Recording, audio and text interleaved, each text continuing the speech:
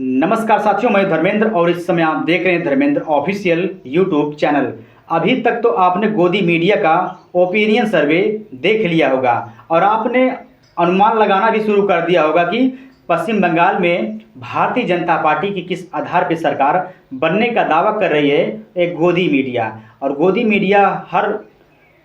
Exit poll लाती है और कहीं ना कहीं कई ऐसे चुनाव में एक गोदी मीडिया का ओपिनियन सर्वे यानी एग्जिट पोल फेल होता हुआ नजर आया था। और मैं आपको बता दूं कि गोदी मीडिया जो ओपिनियन सर्वे लेकर आई है, यह पश्चिम बंगाल में भी इनका ओपिनियन सर्वे यानी एग्जिट पोल फेल होता हुआ नजर आएगा। ये लोग किस आधार पर कह रहे हैं कि पश्चिम बंगाल में भारतीय जनता पार्टी की सरकार बनने जा रही है, भारतीय जनता पार्टी की पूर्ण बहुमत से सरकार आने जा रही है पश्चिम बंगाल में। और मैं आपको यहाँ तक बता दूं कि पश्चिम बंगाल में 2021 के विधानसभा चुनाव में टीएमसी पार्टी को 215 विधानसभा सीटों पर जीत दर्ज मिलती है, जबकि भारतीय जनता पार्टी को मात्र 77 विधानसभा सीटों पर जीत दर्ज मिलती है। यानी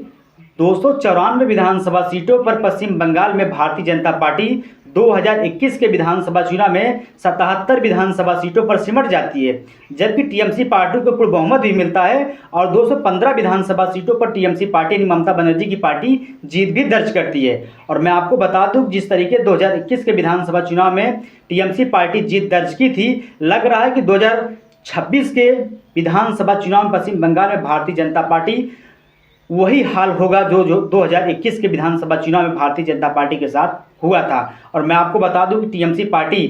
पिछली बार की अपेक्षा इस बार ज़्यादा सीट हासिल कर सकती है। और मैं आपको बता दूं, अगर 2021 के विधानसभा चुनाव में किन सीटों पर भारतीय जनता पार्टी का क्या हाल हुआ था और किन जिलों में कितना विधानसभा सीट भारतीय जनता पार्टी पाई थी। अगर हम कोलकाता जिले की बात करें तो कोलकाता जिले में कुल 11 विधानसभा सीटें और इन 11 विधानसभा सीटों में से भारतीय जनता पार्टी करीब यहाँ पर 2 विधानसभा सीटों पर जीत दर्ज कर पाई थी। अगर हम पूर्वी वर्धमान जिले की बात करें तो पूर्वी वर्धमान जिले में कुल 8 विधानसभा सीटें, जहां पर भारतीय जनता पार्टी मात्र 2 विधानसभा सीटों पर जीत दर्ज कर पाई थी, जबकि टीएमसी पार्टी यहां से जीत दर्ज की थी और बाकी सीटों पर सीपीएम पार्टी जीत दर्ज करती है। जबकि हम पश्चिम बंगाल के अगले जिले की बात करें तो दक्षिण 24 परगना में कुल 31 विधानसभा सीटें और यहाँ से सबसे बुरा हश्र भारतीय जनता पार्टी का होता है। और भारतीय जनता पार्टी 31 विधानसभा सीटों में से मात्र 3 विधानसभा सीट जीत पाती है, जबकि 18 विधानसभा सीटों से ज़्यादा यहाँ से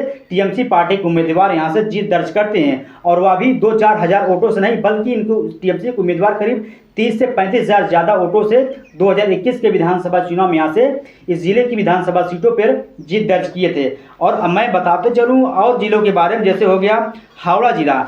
जिले में कुल 16 विधानसभा सीटें और 16 विधानसभा सीटों में से भारतीय जनता पार्टी का हावड़ा जिले में खाता खुलता नहीं है और इस जिले में भारतीय जनता पार्टी की जमानत जब्त हो जाती है। जबकि मैं आपको बता दूं, करीब 16 विधानसभा सीटों पर यहां से टीएमसी पार्टी के उम्मीदवार जीत दर्ज करते हैं, जबकि हावड़ा जिले में भारतीय जनता पार्टी की जमानत जब्त हो जाती है। अगर हम हुगली जिले की बात करें तो हुगली जिले में 18 विधानसभा सीटें और 18 विधानसभा सीटों में से यहाँ पर भी 2021 के विधानसभा चुनाव में भारतीय जनता पार्टी की जमानत जब्त हो गई थी। और मैं आपको बता दूं कि 2021 के विधानसभा चुनाव में यहाँ से भारतीय जनता पार्टी मात्र एक ही विधानसभा सीट यहाँ से जीत दर्ज कर पाई थी, जबकि टीएमसी पार्टी 15 विधानसभा सीटों पर यहाँ से जीत दर्ज करती है। और मैं आपको बता दूं कि सीपीएम पार्टी जो कहीं भी पश्चिम बंगाल में एक बड़ा चेहरा साबित हुआ था 2021 के विधानसभा चुनाव में, और सीपीएम पार्टी 2021 के विधानसभा चुनाव में हुगली जिले की 2 विधानसभा सीटों पर जीत दर्ज की थी। जबकि हम अगले जिले की बात करें तो पश्चिमी वर्धमान जिला, वही हाल पश्चिमी वर्धमान जिले में भी भारतीय जनता पार्टी के साथ होता है। और भारतीय जनता पार्टी का जिस तरीके से कहीं 2021 के विधानसभा चुनाव में हाल हुआ था, वही हाल 2026 के विधानसभा चुनाव भी होगा, क्योंकि भारतीय जनता पार्टी के जो उम्मीदवार हारे थे वह 30 से 35 हज़ार वोटों के अंतर से हारे थे। हालांकि 2-4 वोटों से नहीं, 200-400 हज़ार वोटों से नहीं हारे थे, बल्कि इतने बड़े मार्जिन वोटों से भारतीय जनता पार्टी के उम्मीदवार 2021 के विधानसभा चुनाव में हारे थे। और मैं आपको बता दूं, जिस तरीके से यह ओपिनियन सर्वे आया है, यह चौंकाने वाला ओपिनियन सर्वे आया है, और जिस तरीके से यहाँ से टीएमसी पार्टी के सरकार को गिराया जा रहा है और भारतीय जनता पार्टी की इस सर्वे में सरकार बनाई जा रही है।